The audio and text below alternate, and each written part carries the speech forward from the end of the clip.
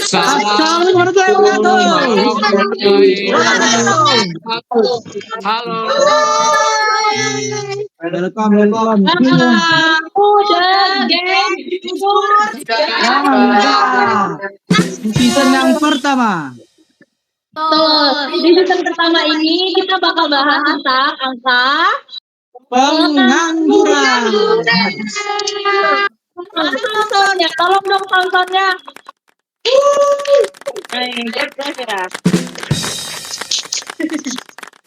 Nah, oke. Pertama-tama bakal dibuka siapa dulu nih? Coba dari Jen dong.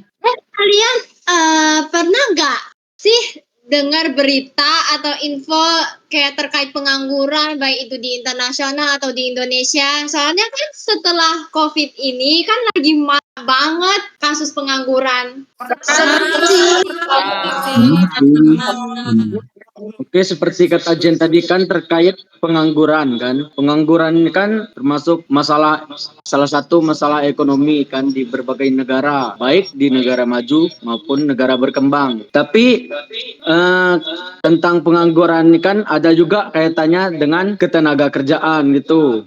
Dalam ini pengangguran ini nggak kuliah, nggak sekolah, pasti nganggur, nggak gitu. Pengangguran ada isinya itu ada orang-orang yang dalam pekerjaan maupun sedang mencari pekerjaan, baik dalam masih SMP, SMA maupun universitas gitu. Ya, betul sekali. Setuju.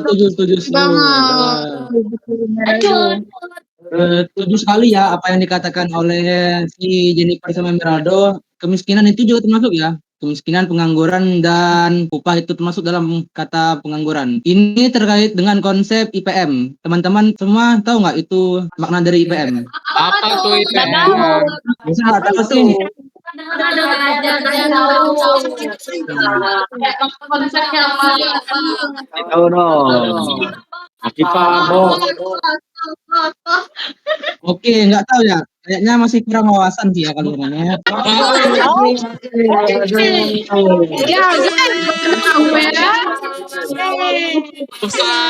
Bagi-bagi dong wawasannya. Oke, di sini saya akan memberitahu kalian ya, secara sedikit dulu. Jadi makna dari IPM itu adalah Indeks Pembangunan Mahasiswa. Itu maknanya. Jadi indeks jadi apa? Terus maaf. Jadi IPM adalah indikator komposit yang digunakan untuk mengukur capaian pembangunan kualitas hidup manusia berdasarkan 3 dasar dimensi. Ada yang tahu nggak 3 dasarnya itu? Apa tuh? Apa ya? Mahasiswa ya. Kalau nggak salah yang pertama ada kesehatan, yang kedua ada pendidikan, yang ketiga tolong dijelaskan Jack Zakaria. Oh, benar. Itu termasuk juga ya. Berarti Puspita ini termasuk kita ya? Enggak, beda dia. Pengetahuan Lumayan. Aduh. Jadi yang dikatakan pertama tadi itu kesehatan, pendidikan, dan yang ketiga itu standar hidup yang layak. Nah, itu dia.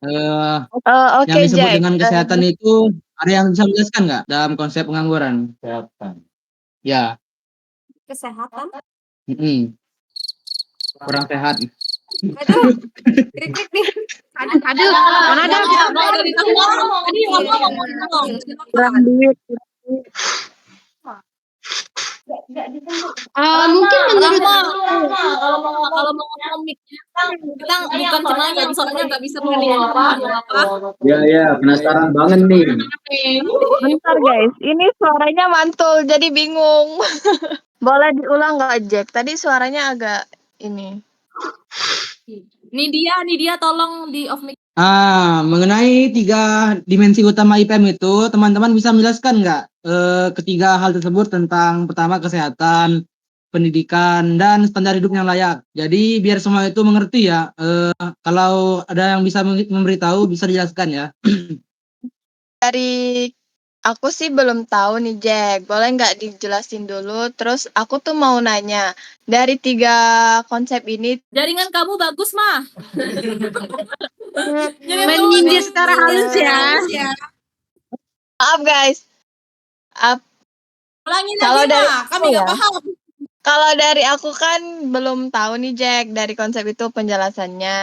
Aku tuh mau minta penjelasan dulu dari kamu. Nah, kalau dari tiga konsep ini tuh yang sedang maraknya di Indonesia tuh apa sih? I think menurut saya itu pendidikan. Ya. Siap, I think. Ya, Nah, tanyain dong, kenapa gitu ya kan?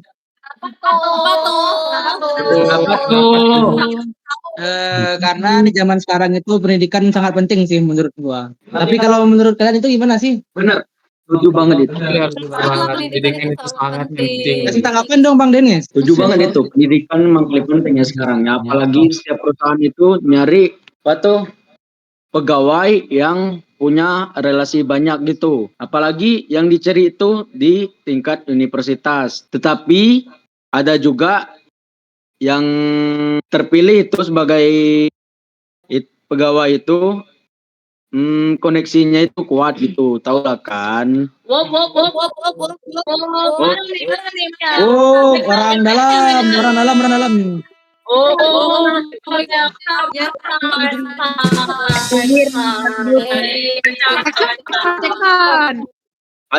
Hantai. Bermulai. Nanti dulu.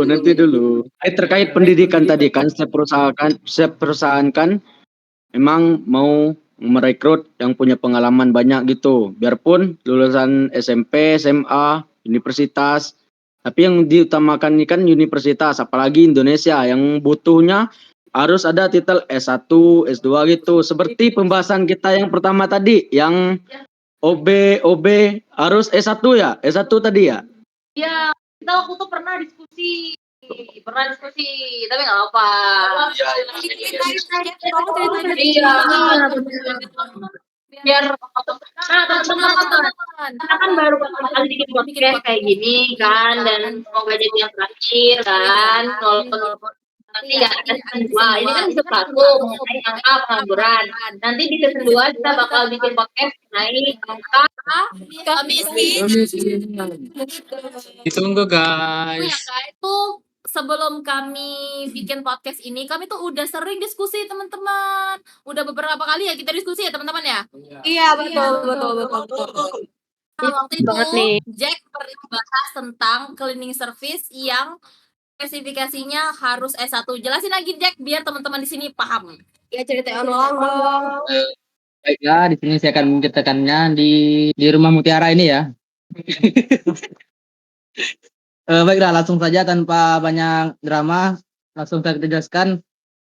Cerita ini saya dapatkan pas saya itu masih sekolah SMP kalau nggak salah. Udah hampir-hampir lulus itu lah. Tentang di suatu jalan sipil lah, ini tempat orang menuntut ilmu itulah kan. Bisa jadi SMA, SMK, pondok juga bisa jadi ya. Bisa jadi. Di Bangka Belitung inilah. Offside. Nggak usah disebut dong lah. Nggak usah disebut lah. Ini di Bangka Belitung inilah ya. Itu menceritakan kalau OB kampusnya itu harus atau bisa disebut training service itunya minimal itu harus S1. Wow. Benar ya. Standarnya tinggi kali ya. Standarnya itu lumayan tinggi ya teman-teman. Karena sewajarnya aja kalau cuma klinik kampus itu orang-orang tua juga bisa sebenarnya. Benar nggak kira-kira? Itu banget. Aku ide paling ya dari yang Jack tadi teman-teman semuanya. Boleh. Kalau dari aku sendiri dan menurut teman-teman ya aku open minded ya, teman-teman mau ngomong apa kita tidak merendahkan pekerjaan cleaning service tersebut, tetapi dengan spesifikasi yang setinggi itu kita juga menaruh ekspektasi lebih nggak sih dari orang-orang yang S1 karena pekerjaan cleaning service tuh tidak sekali lagi tidak merendahkan tetapi bisa dikerjakan semua orang nggak sih? Benar. Tidak Benar-benar. perlu juga sih yang orang sekolah pendidikan tinggi harus bekerja di cleaning service. Ya, dan Setuju banget. Bisa. Lulusan juga bisa itu. Benar. Nah, teman-teman, itu kita sekarang kan lagi membahas tentang angka pengangguran ya. Nah, hal yang sedang kita bahas sekarang itu berkaitan loh sama angka pencapaian dan tingkat atau kapasitas dari lapangan kerja. Kenapa? Kerjaan cleaning service yang dapat dikerjakan oleh semua orang lah katakan ya, yang dapat dikerjakan oleh semua orang itu mempunyai spesifikasi tinggi. Dari perspektif aku sendiri dan yang aku pelajari, yang pertama teman-teman semuanya, sudah terlalu banyak lulusan yang memiliki jenjang dan tingkat sekolah yang tinggi, tapi tidak diimbangi dengan kapasitas lapangan kerja yang memadai. Betul. Lapangan kerjanya makin sempit ya. Teman-teman, tapi pernah dengar nggak itu kata siapa itu? Nggak pernah juga sih. Udah lupa itu kata siapa. Yang insya Allah akan membuka lapangan kerja 19 juta lapangan kerja.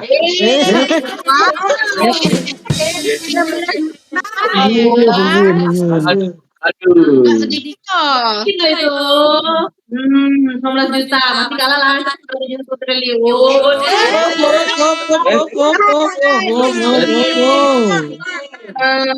Offside. Lanjut. Oknumnya itu kan ada bilang dia bakal menyediakan sekian juta lapangan pekerjaan. Nah, masalahnya sekarang ini udah terbukti belum? Yang tahu-tahu aja sih. Jujur ya.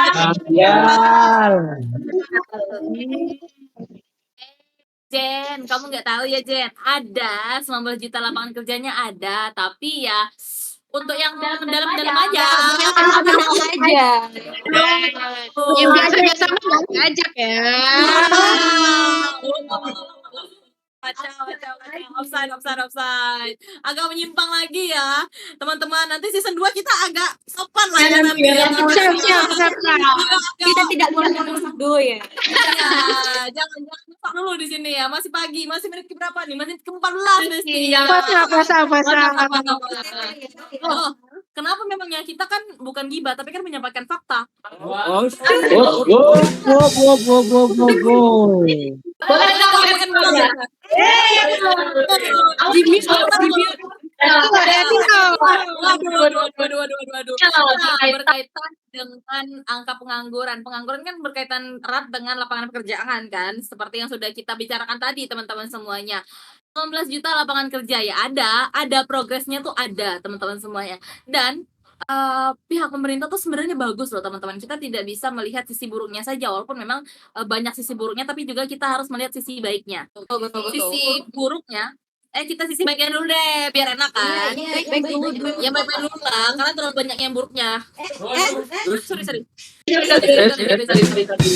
Nah, kita Kita dulu yang baiknya. Dengan adanya dan disediakannya kayak dapur MBG, teman-teman ya, yang sekarang lagi booming banget di setiap titik daerah tuh adalah dapur MBG-nya untuk makanan bergizi itu disalurkan ke sekolah-sekolah. Nah, kebetulan aku sendiri lulusan dari sekolah yang mendapatkan MBG sekarang, walaupun ya kita kan seangkatan ya teman-teman ya. Iya dong. Kita ngerasain ya. When ya. Ya mau juga MBG sebenarnya. Nah, dengan adanya MBG itu sebenarnya baik teman-teman semuanya, dapat memberikan peluang orang-orang untuk mengakses lapangan pekerjaan yang lebih baik, dan itu pun MBG gajinya nggak kecil teman-teman semuanya. Ada data yang aku baca di salah satu platform di TikTok, gaji untuk yang sopir untuk pengangkatan MBG itu lumayan besar, lebih dari ya hampir UMR lah seperti itu. Kan lumayan banget ya teman-teman semuanya ya. Lumayan banget itu. Dibandingkan dengan aku yang kerja, ya aku kan pernah kerja ya teman-teman semuanya. Aku pernah kerja itu multitasking dari pagi sampai sore, ngasir, ngonten segala macam, gajinya nggak sampai 1 juta. Nggak sampai Waduh. Salah ya sama yang sono. Kalah ya sama gaji yang seminggu itu. Apalagi yang gajinya rapat sekali dapatnya 100 juta. Aduh. berani banget ya.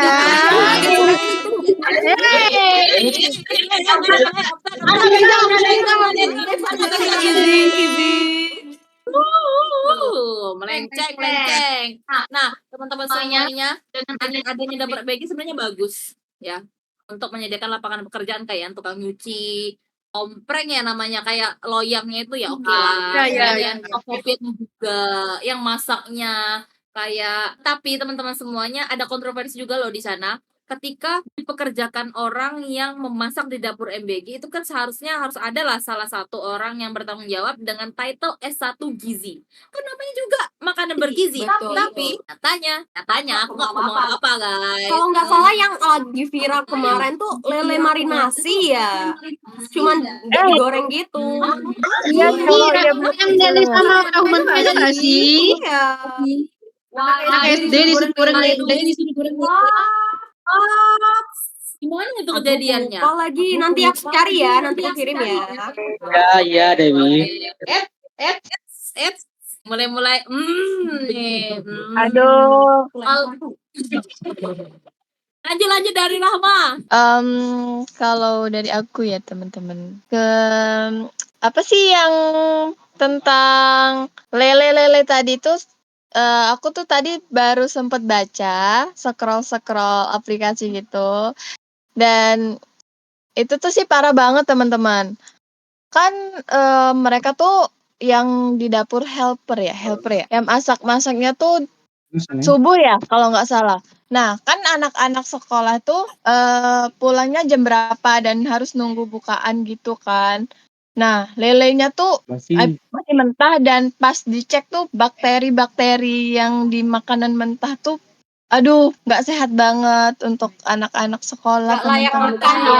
makan ya. Baru banget aku tuh tadi baca. Baru banget. Boleh nanti dikirim beritanya. Kita mau cek juga. Kan udah ada tuh ahli gizi, seharusnya harus dilihat lagi gimana kan. Katanya ahli gizi, tapi kok Cukup. Berangkat ya. Kalau dari Beli ada info bentar. dari Rama Dulu tuh kan kata orang-orang ahli gizi tuh mau dimanapun tuh lapangan pekerjaannya sedikit ya. Dan alhamdulillahnya tuh sekarang tuh udah banyak membutuhkan ahli gizi. Contohnya itu program yang tadi. Sekarang di mana-mana tuh udah ada dapur MBG dan harus membutuhkan ahli gizi. Dan sekarang tuh alhamdulillah ahli gizi tuh udah kepake banyak. Nya tuh sedikit banget. Alhamdulillah nggak sih ada balik ada di MBG Ada tadi kan. positifnya. Baik dan buruk dari buruk. Walaupun ada buruk banyaknya ya. Hei. Cukup ya Dewi ya. Astagfirullah. Aku dapat insight baru sih dari Dewi dan dari Rahma karena hari ini dan beberapa minggu ini jujur aku nggak terlalu update medsos karena ya banyak kerjaan, tapi dengan kita diskusi kayak gini kayak oh ada ya ternyata kasus yang berkenaan dengan MBG yang bahwa dimasaknya pagi dan itu marinasi lele sampai sore baru digoreng mandiri gitu ya. Iya, dan ada juga tempe dan lele kalau nggak salah. Ya kak, ya nggak Rahma? Iya benar, aku ada lihat kok tempe dan lele.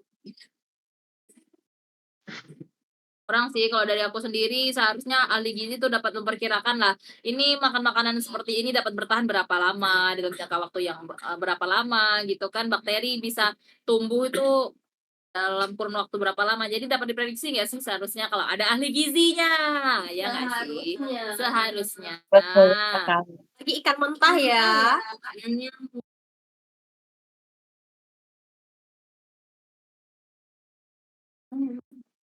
Lanjut, aku pengen dengar dari Raymond deh. Dari Raymond ada nggak insight?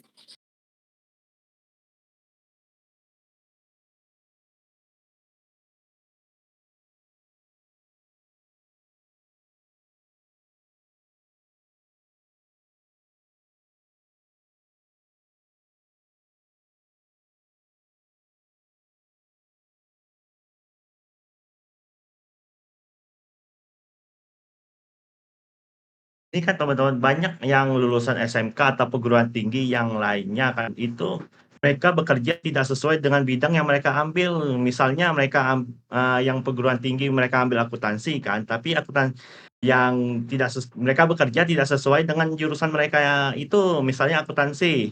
Mereka tidak bekerja di bank kebanyakan, melainkan di bidang yang lain mereka. Setuju. Setuju. Sering itu ya. Ya. Pertanian tapi Setuju, dia setuju. dia Setuju banget. Banyak nggak sih kasusnya teman-teman? Raymond boleh Banyak. nanti mantul. Banyak banget. Nanti kalau ada informasi tambahan boleh on it lagi ya.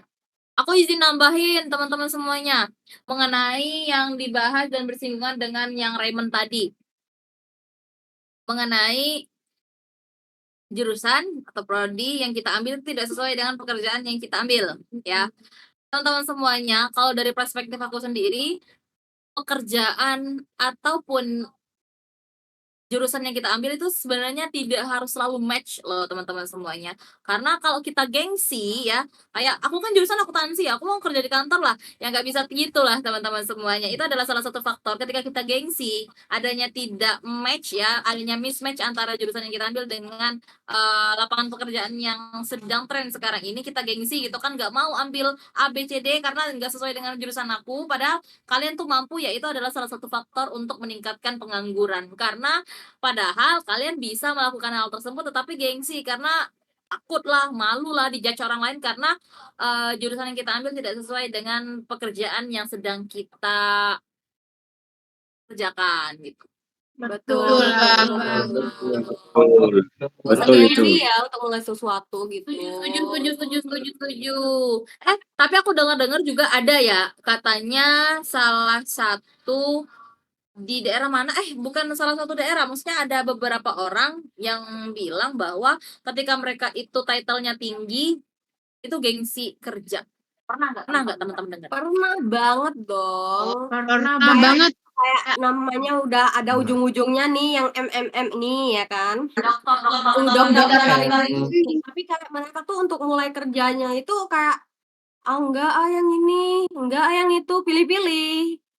Jadi kayak mereka tuh nganggur dulu aja. Nah, itu meningkatkan pengangguran lagi ya. Setuju.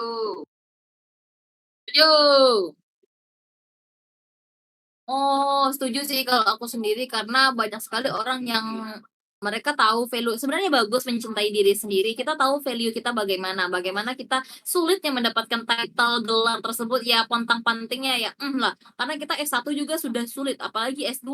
Walaupun S2 tuh ya bisa dibeli lah. Lagi. Apa tadi? Aduh. Sorry. Jujur, Janggal. Tapi teman-teman semuanya, ada nggak insight lain mengenai hal tersebut? Mungkin dari Mutiara?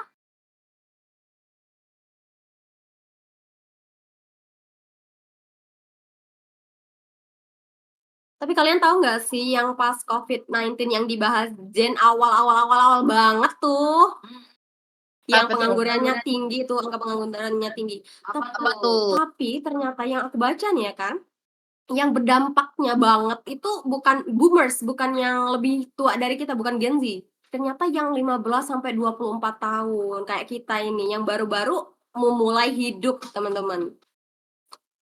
Itu maksudnya gimana? Yang 15 sampai 24 tahun tuh maksudnya gimana? Mungkin karena kita ya kan Gen Z ini, kita tuh baru mulai hidup, kita tuh baru lulus lah misalnya.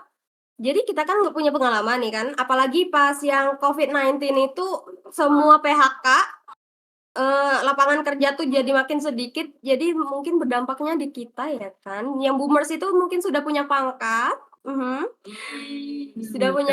dan mereka sudah tenang lah istilahnya ya gitu. Bisa. Punya pakar atau punya koneksi?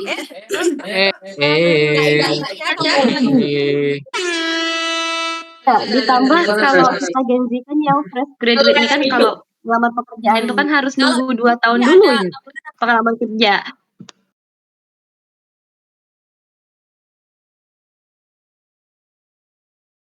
Kalau dari Nidia ada tambahan nggak? Silakan. Nah, tadi kan Gen Z kan lebih banyak kesusahannya dalam mencari pekerjaan dibanding generasi boomers itu. Dikarenakan kadang dispesifikasi untuk bekerja di suatu perusahaan itu ataupun instansi yang lain, pengalaman kerja itu kan harus 2 tahun, sementara kita yang fresh graduate ini gimana dong kayak gitu? Masa harus nunggu 2 tahun dulu baru nganggur-ngangguran gitu? Betul, betul, Betul betul. banget. Setuju sih. Kadang-kadang di Indonesia ini perusahaan eksploitasi banget gak sih, spesifikasinya pengen yang 24 tahun. Belum menikah. 20 Wih. minimal 35. Aduh, aku nggak bisa itu berarti. Aduh, gak bisa. 35 gimana caranya? Sampai yang BB-nya proporsional. Aduh, bisa konyol. Mundur semua sih. Harus benar-benar yang kasih tinggi lah. Padahal gaji atau apa ya namanya, upah yang mereka keluarkan untuk kita sebagai SDM itu enggak seberapa ya, enggak sesuai dengan value kita. Ibaratnya ya, kalau aku nih tinggi 167 lah,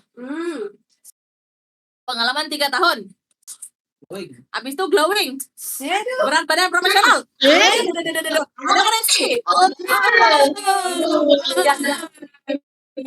Jangan kantoran, model aja Kak, model aja. Salah, model dari bosnya sekretaris. Aduh. Aduh. Perkara sulit ini. Tapi teman-teman semua, kalau jadi aku pengen bahas juga, kita kan lagi bahas tentang angka pengangguran ya. Kalau jadi enong-eneng tuh termasuk pekerjaan gak sih?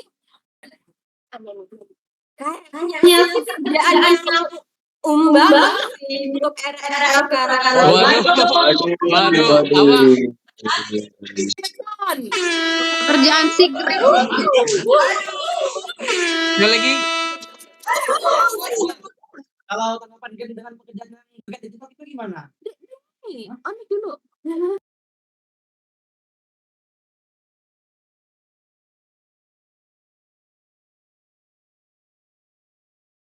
Coba cek kamu deh.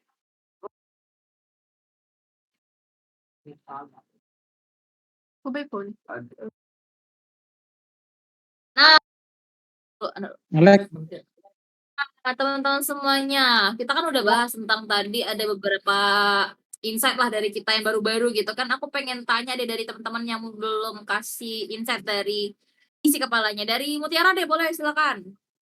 Oke guys, dari semua yang kita bahas mengenai pengangguran tadi, selain dari itu tuh teknologi juga ikut mempengaruhi nggak sih masalah tingkat pengangguran yang tinggi itu? Sekarang kan beberapa pekerjaan sudah digantikan dengan mesin atau sistem digital. Makanya penting banget untuk kita meningkatkan keterampilan, memperbanyak pelatihan kerja, dan membuka lebih banyak lapangan pekerjaan lagi.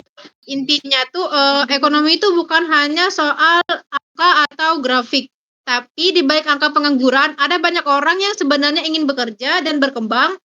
Karena kalau lebih banyak orang punya pekerjaan, bukan cuma hidup mereka yang membaik, tetapi ekonomi negara juga ikut tumbuh.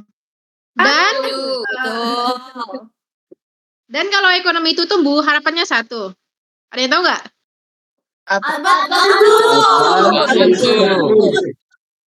Kita bisa ngopi tanpa harus nunggu tanggal gajian dulu nggak sih?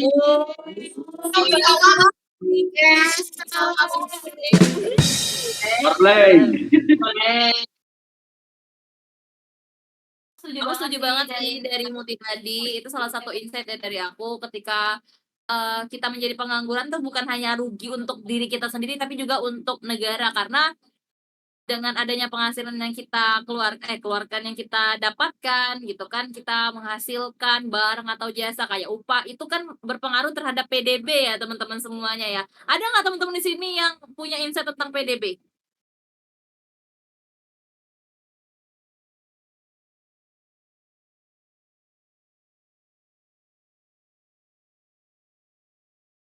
Nah, teman-teman semuanya, kalau PDB itu kan produk domestik bruto kan.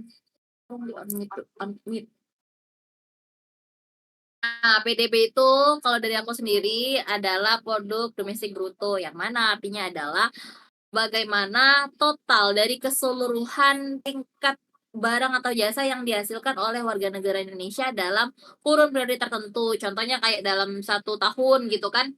Nah, Indonesia tuh menghasilkan berapa barang dan jasanya. Contoh paling mudahnya seperti penghasilan teman-teman semuanya. Jadi dihitung tuh masing-masing warga negara Indonesia itu pendapatannya berapa. Nanti dicatat. Tolong tutup pintunya. Muka aku agak kayak bidadari ya. Bersinar ya. Bersinar bagaikan bulan. Agak gimana gitu. Balil yang Duh. Ini nanti seru deh kalau kita bahas Bahlil gak sih? Yang beres dua itu ya. Iya. Nanti kita bahas yuk. Lanjut. Let's go. Oh iya. Kalau dari Jennifer tadi mau ngomong ya, boleh silakan Jen.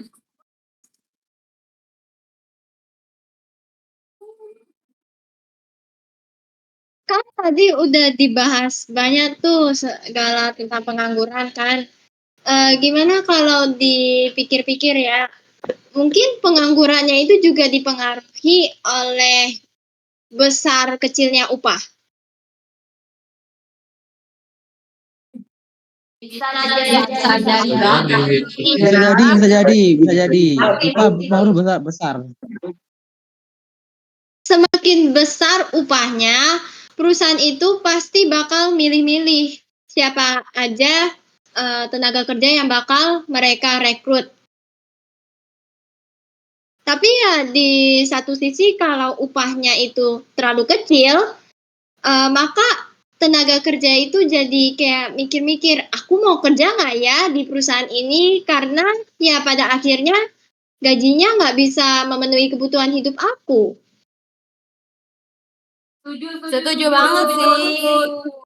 Masa upahnya kecil, kerjanya udah kayak kerja Rodi tadi. Aku tadi, Bel. Multitasking ya. Setuju.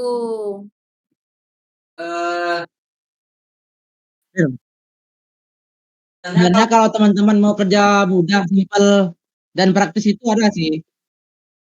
Mau tahu nggak? Bukannya kan?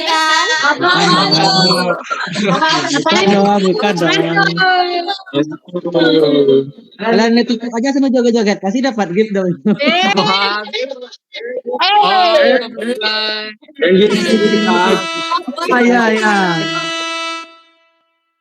Kacau. Tapi kan fakta. Apalagi kalau jogetnya udah terbuka.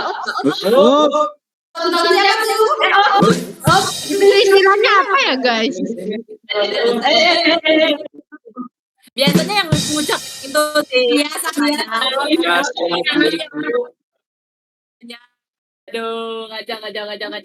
Lanjut, ada lagi ya? Oke, aku ada mau menambahkan nih teman-teman. Aku mau menambahkan dari Dewi. Dewi tadi kan menyinggung tentang Gen Z nih ya.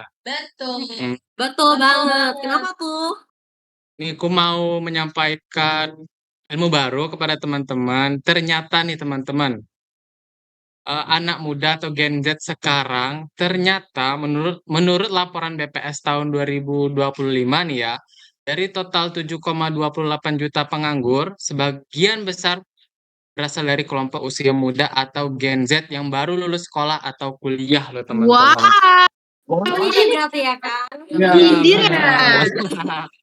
Kenapa bisa begitu teman-teman? Salah satunya nih, penyebab adalah skill yang dimiliki lulusan itu belum sesuai dengan kebutuhan industri. Kayak siapa tadi yang bilang pengalaman 2 tahun, lalu siapa tadi? Kayak Nidia bilang tadi. Terus juga teman-teman ada, karena sekarang ini kan berkembangnya dunia AI teman-teman, teknologi. Jadi kayak Gen Z ini harus beradaptasi lagi tentang perubahan teknologi sekarang. Jadi sekarang kan perusahaan itu sudah mencampurkan perusahaan dengan teknologi mereka. Jadi kita harus beradaptasi untuk mengembangkan skill. Jadi kita tidak cukup untuk kemampuan kita sekarang, kita harus maju dan berkembang. Seperti itu teman-teman. Setuju banget. Gasanya dong. Tepuk tangan.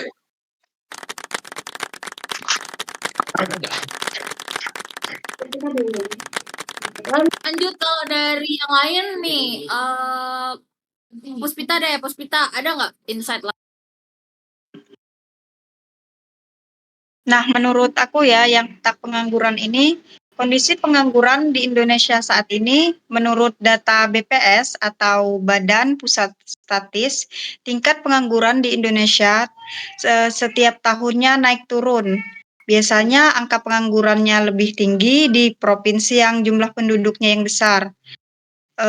Masalah yang lain yang masih dihadapi Indonesia adalah ketimpangan lapangan pekerjaan antar daerah. Karena banyak orang yang akhirnya pindah ke kota besar untuk mencapai pekerjaannya.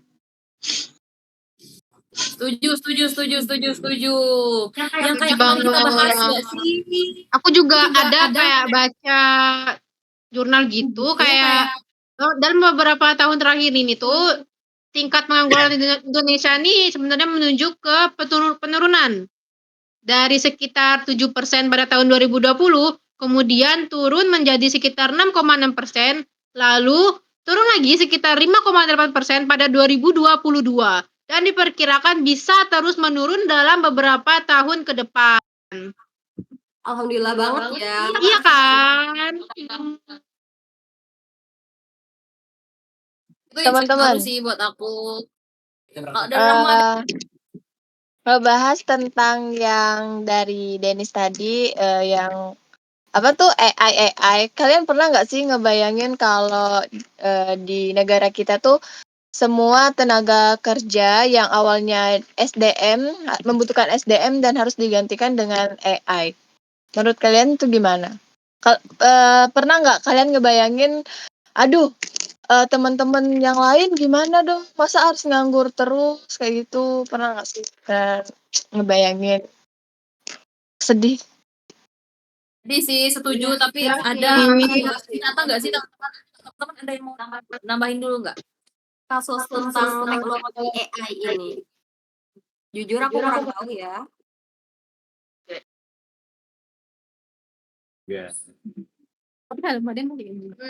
Izin ya teman-teman semuanya, dari Rahmat tadi bener banget, banyak sekali kasus-kasus yang mana di dalamnya peran-peran kita sebagai manusia yang diciptakan dengan akal ya, yang diciptakan dengan kreativitas sempurna oleh Tuhan digantikan dengan AI. Sedih sebenarnya.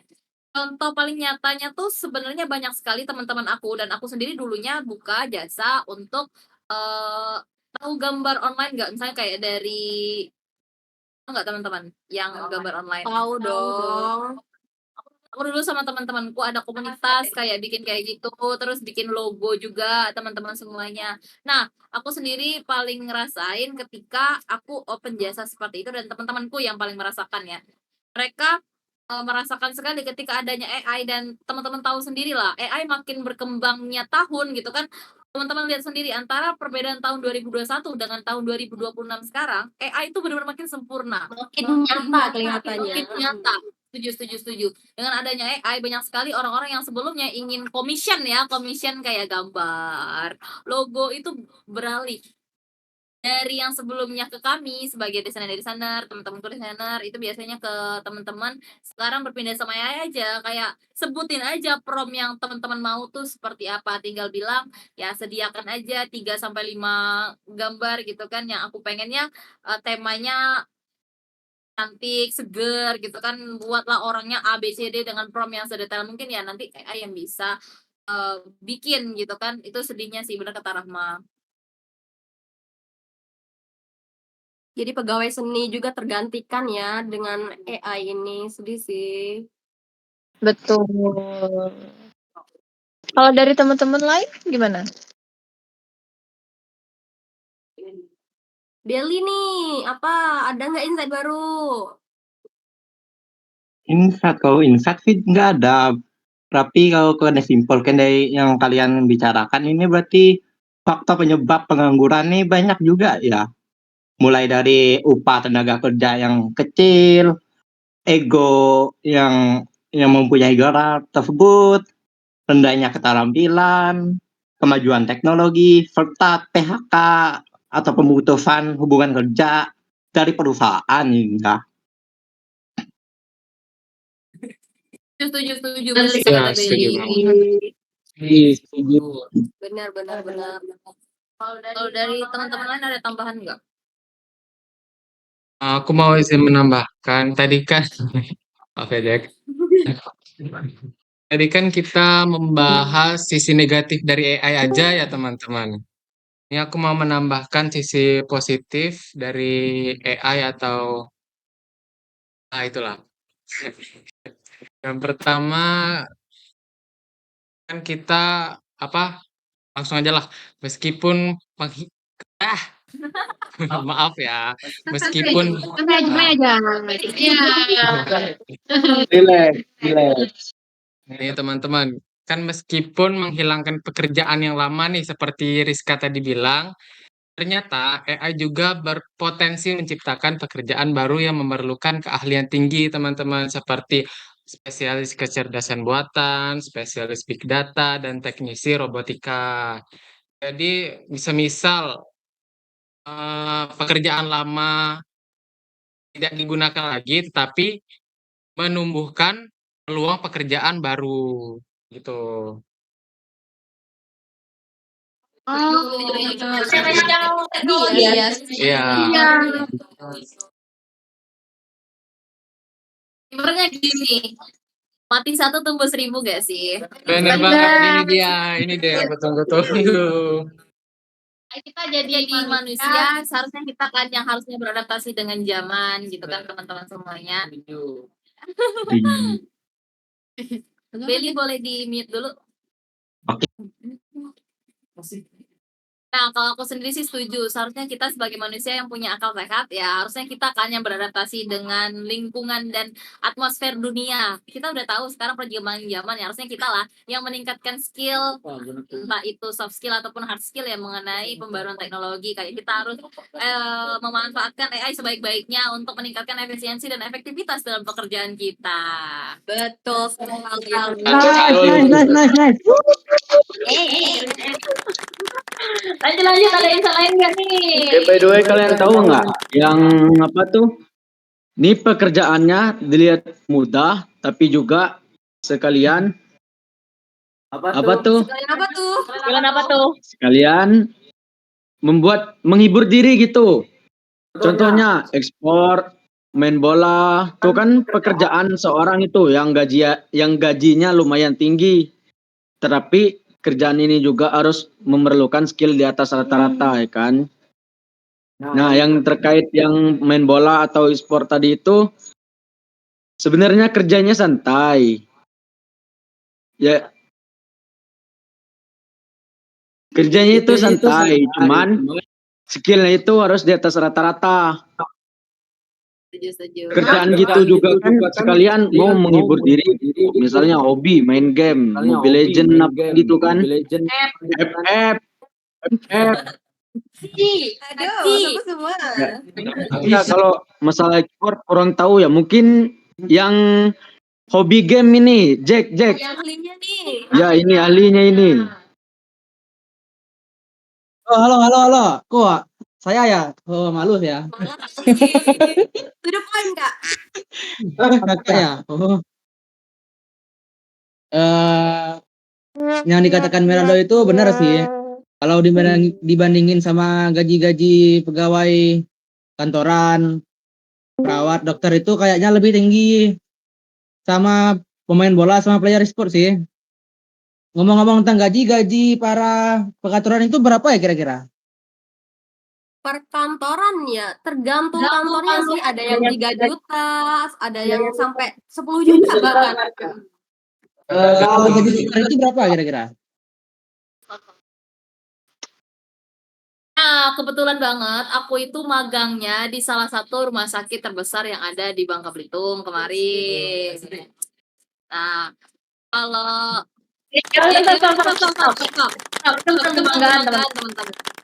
kebanggaan. Kalau misal gaji dokter tuh sebenarnya teman-teman semuanya nggak sebegitu besarnya. Terlebih lagi mereka itu ada jasa per satu tindakan gitu kan, teman-teman tahu nggak? Jasa dokter tuh sebenarnya kecil banget, tahu nggak berapa? Karena aku sendiri yang handle. Berapa kak? Penasaran? 50.000 saja per jasa. Waduh, Ya.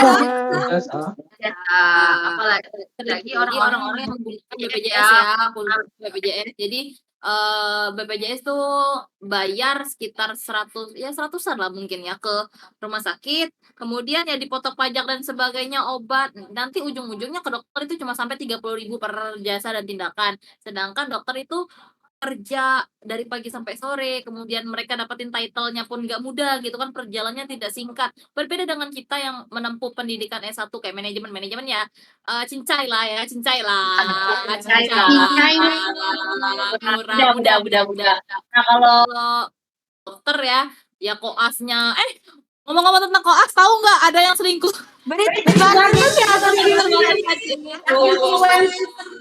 Stop. Aja gitu ya. Kita bahas mungkin habis ini ya.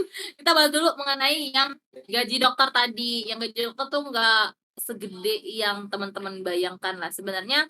Dan sebetulnya sedih sekali. Terlebih lagi dokter-dokter yang bekerjanya, mohon maaf, kita tidak merendahkan, tapi di puskesmas. Di puskesmas itu ibaratnya kayak kerja sukarela karena memang gajinya sekecil itu. Kasihan sih. Oh, gitu ya. Kalau perawat itu sama juga ya? Kalau perawat daripada aku ngomong, jadi aku kurang tahu kalau perawat. Oh, berarti gitu ya. Berarti kalau dibanding sama gaji pemain bola sama pemain e-sport itu jauh beda ya. Sedangkan pemain e-sport aja kalau baru join liga pertama aja gajinya pertama itu bisa mencapai 3 juta sampai 4 juta di bulan-bulan pertama itu ya. Wow. Itu baru bulan-bulan pertama ya. Kalau dia berhasil lama itu sampai satu tahun gitu bisa 20 sampai 30 jutaan.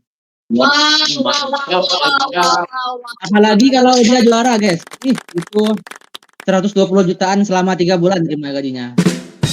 Besar banget. Kok jadi pengen ya? Ya, harus jago dong kalau gitu. Harus jago. Berarti kamu nyindir aku nggak jago ya, Cek ya?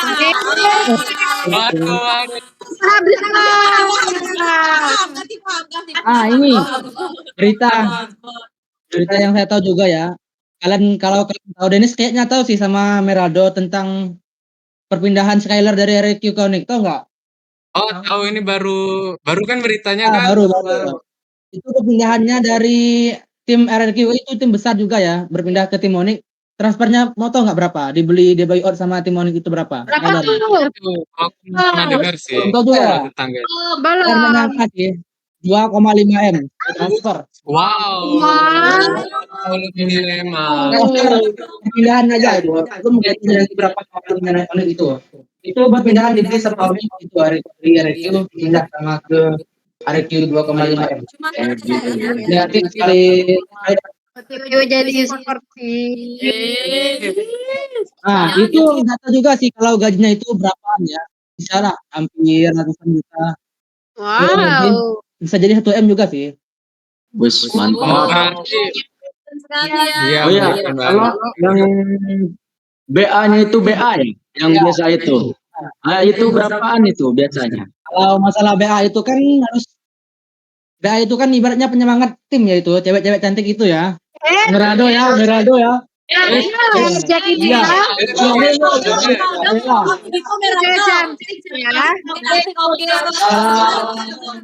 Kalau masalah BA-nya itu tergantung dari dia terkenal apa enggak sih. Kalau dia memang udah terkenal kayak tahu nggak duta kalkulator dulu? Tahu. Yang gitu gini. Tahu. Itu di buyout sama BTR itu ya. Kalau nggak salah gajinya itu lumayan lah, bisa belasan lah selama sebulan. Padahal nggak main ngapa-ngapa, cuman nyemangatin aja kalau turnamen. Tampil di muka aja itu ya. Kayak yang paling terkenal kalau kata aku ya Evos Notot. Siapa sih yang nggak tahu sama Notot? Ya, Nanat juga. Aduh, seberapa gede tuh gajinya tuh. Dan di Indonesia ini juga fanbase-nya terbesar kalau masalah-masalah permain e-sport itu ya, gajinya lumayan besar. Dari pemain-pemain luar itu bisa pindah ke Indonesia karena masalah gajinya itu nggak bisa berkata-kata lagi soal gaji. Oh, Jack ini kayaknya udah mau banget ya jadi pemain e-sport ya. Tertarik sekali seperti banget ya kayaknya. BA-nya kayaknya. Dan buat yang para ciwi-ciwi seharusnya itu tahu sama Kairi ya. Ciwi Oh, ada Dewi. Waduh, Dewi. Kairi Dewi itu kalau yang tahu, lain Sen. tahu Dewi. Aduh. Itu dari Filipina dia asalnya. Tahu sih itu transfer juga ya Transfer dari juga dari Filipina ke Indonesia. tuh. Itu nggak tahu sih. Soalnya itu kalau pemain-pemain luar tuh nggak ada yang murah. Lebih tinggi liga mereka. Makanya mereka itu bermain di Indonesia itu sebenarnya cuma mengharapkan uang saja loh. Soalnya nggak main-main gajinya. Besar. Sedangkan Skyler tadi aja 2,5 M bisa transfer. Orang Indo ya. Ya orang Indo. Kalau Orang orang Indo. Filipina itu nggak tahu. Filipina. Nah, kalau dari teman-teman lain ada ini insight guys? Mungkin dari kita.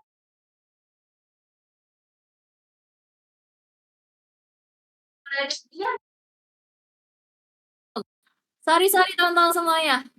Dari tadi rupanya aku ngomong gak open mic. Nah, mungkin teman-teman semuanya punya ini insight guys. Mungkin dari ini dia. Silakan. Nah, kalau aku tadi dengar kata Jack ya, ini insight baru juga sih buat aku tentang e-sport. Ternyata seuntung itu ya bagi yang jago-jago. Enak banget, Iya. banyak banget uangnya.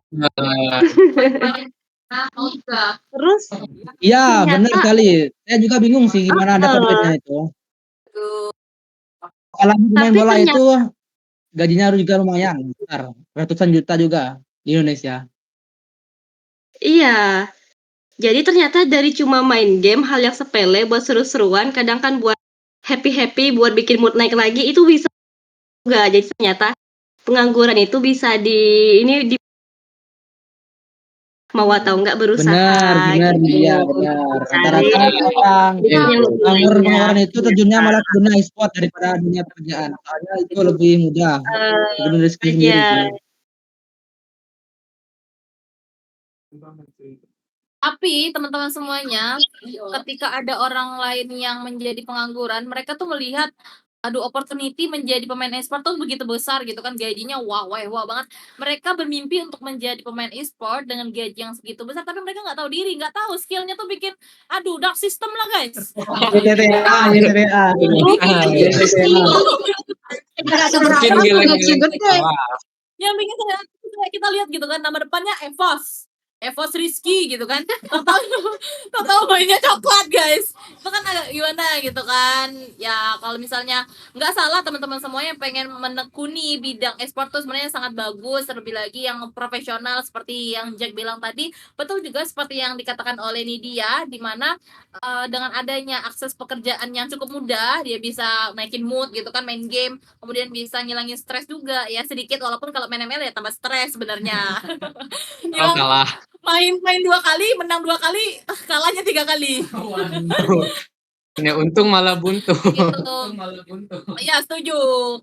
Adanya permainan e-sport seperti ini yang bisa diprofesionalisasi, itu bisa menjadi salah satu akses pekerjaan yang lebih baik untuk meminimalisir tingkat pengangguran. Bagus banget sih yang kayak gini. Setuju lah, ini adalah salah satu manfaat gak sih, dan salah satu insight juga untuk teman-teman semuanya, siapa tahu yang suka main game gitu kan, pengen jadi BA. Mungkin teman-teman semua punya ini insight guys, mungkin dari Jennifer silahkan. Setelah aku dengar tadi kan yang main game aja bisa ngasilin kayak belasan, puluhan juta per bulan.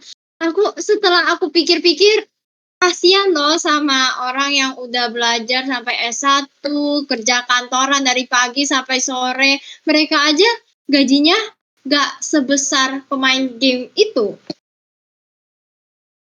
Setuju sih, Setuju. Tapi kan memang takdir Tuhan ya, Iya. Jen ya. Sebenarnya takdir Tuhan karena memang dengan teman-teman yang belajar mati-matian, kemudian kerja kerasnya keras banget gitu kan, yang gajinya nggak sebesar dari pemain e-sport tadi, tetapi sebetulnya Jen, ketika Jen tahu kondisi nyatanya, antara ya tidak mudah, Jen. Antara pekerjaan yang formal Ya, antara pekerjaan yang formal dengan kayak kantoran, itu memang ada beban kerjanya. Beban kerjanya itu nyata, Jen. Memang ada beban kerja nyatanya, seperti dikejar deadline dan sebagainya. Kita juga harus memenuhi ekspektasi dari bos kita. Jangan salah, pemain e-sport tuh bukan hanya senang-senang aja, Jen. Mereka harus kejar target. Latihannya itu betul-betul ketat sekali. Kemudian ketika mereka sekali aja, cuma ada, kalau nggak salah ya, kalau nggak salah ingat, sebanyak yang aku tahu, ketika mereka itu melakukan kesalahan sekali aja itu ada SP-nya. Kemudian mereka itu karena memang gajinya gede, kemudian tingkat pekerjaan mereka itu rentan digantikan orang lain, ada yang lebih jago juga kan, mereka tuh mudah sekali dipecat, Jen. Jadi ketika kalau aku sendiri tidak agree ya sama Jen, tidak totally agree sama Jen, tapi agak menyangkal sedikit karena dengan kita nggak bisa membandingkan satu pekerjaan dengan pekerjaan lainnya. Sama-sama berat, tetapi konteks beratnya yang beda gitu sih kalau menurut aku. Iya, apalagi soal ini menyangkut entertainment berarti ya kan. Sedikit salah juga bisa dihujat besar-besaran banget. Benar. Kalau nggak kuat mental sih kebanyakan orang tuh bisa redup ya di dunia e-sport. Soalnya nggak kuat mental itu habis tuh. Benar-benar. Oke. Mungkin kalian juga pernah dengar ya. Saya mau dengar pendapat kalian gimana ini tentang siapa, kalau nggak salah Najwa Shihab ya yang bilang masuk kampus hanya menunda pengangguran selama 4 tahun adik-adik. Itu faktanya, itu datanya. Jadi menurut kalian gimana ini? Aku setuju sih. Jujur? Jangan Nah, jujur.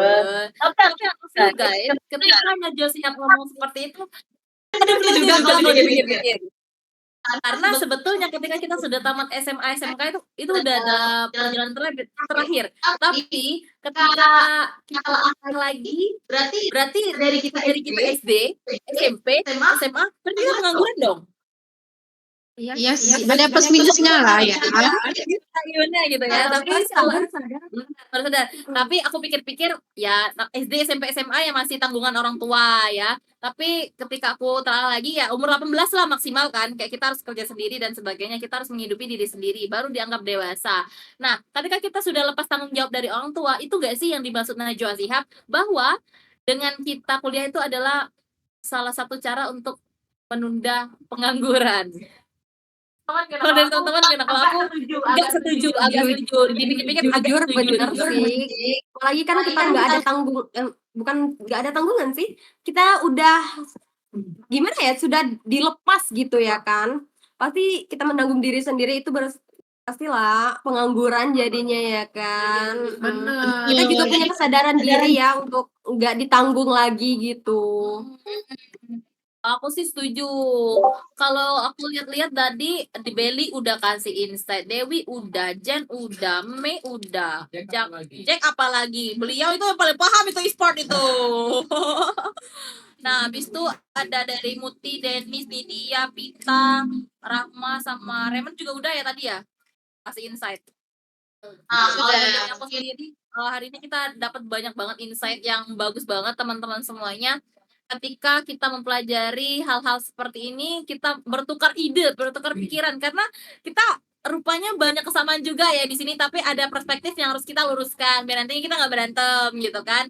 Alhamdulillah banget yang dapat aku simpulkan hari ini adalah bahwa banyak sekali lapangan pekerjaan yang harusnya kita tidak ragu untuk mengerjakan. Kemudian kita jangan ragu sama mismatch gak sih antara jurusan yang kita ambil dengan pekerjaan yang sedang kita tempuh seperti itu.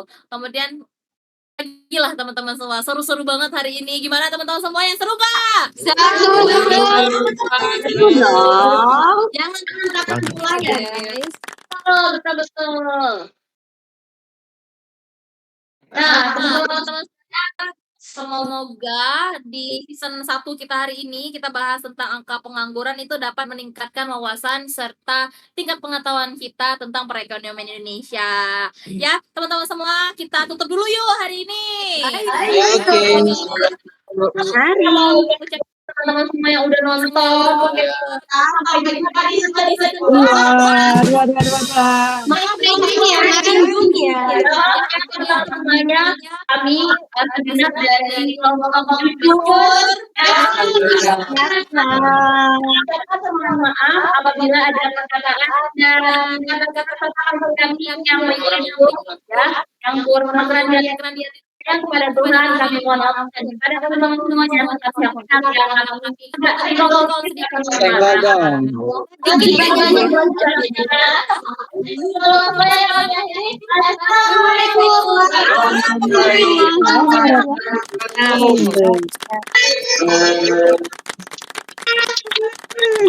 Assalamualaikum.